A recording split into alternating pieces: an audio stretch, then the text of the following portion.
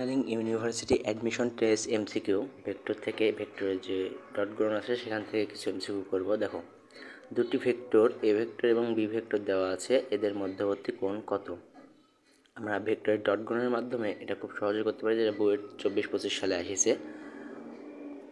তো দেখো, theta is equal to cos inverse যে ভেক্টরের ডট গুণনের যে সূত্র, সেখান থেকে এ ভেক্টর আমার দেওয়া আছে, বি ভেক্টর দেওয়া আছে, এ ভেক্টর এবং বি ভেক্টরের ডট গুণন করব এবং এ বি এর মান বের করে আমরা সেটা নির্ণয় করতে পারবো। তাহলে 33.74 ডিগ্রি।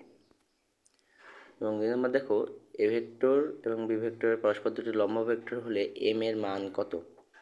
পরস্পর যদি লম্ব ভেক্টর হয় তাহলে থিটার মান কত? 90 ডিগ্রি। 90 ডিগ্রি হলে কি হবে? cos 90 ডিগ্রির মান কত? 0। তাহলে এই দুইটার গুণফল 0 হবে। দেখো, তাহলে এ ভেক্টর এবং বি ভেক্টরের গুণফল ডট গুণন 0। তাহলে 2m + 6 - 50 = 0, m = 22। দেখো, বইয়ের 24-25 আরও একটা এমসিকিউ এসেছে, যে ভেক্টরদের মধ্যবর্তী কোণ কত? Same type. তাহলে এখানে আমরা এই ডট গুণন ব্যবহার করলে খুব সহজেই বের করতে পারবো cos 90 ডিগ্রি। এখানে দেখো, রুয়ের 24-25 একটা প্রশ্ন এসেছে যে জে এবং কে ডট গুণন এর সাথে 30i এর ডট গুণন, এবং জে এবং কে ডট গুণন করলে কি হয়? জে এবং কে এর ডট গুণন করলে 0 হয়।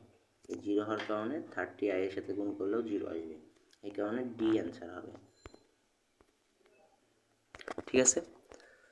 এরপরে দেখো, এ এবং বি দুটি সমান ভেক্টর সমকোণে ক্রিয়া করলে a + b ও a - b এর ডট গুণফল কত? তাহলে দেখো, এ এবং বি ভেক্টর, এ ভেক্টর এবং বি ভেক্টর সমকোণে ক্রিয়া করছে, তাহলে a + b কী হবে? এদের মধ্যবর্তী একটা জায়গা হবে এবং a - b এখানে হবে। এবং যেহেতু সমকোণে ক্রিয়া করছে এবং এদের দুটি সমান ভেক্টর এরা, তাহলে এদের ক্রিয়াকাল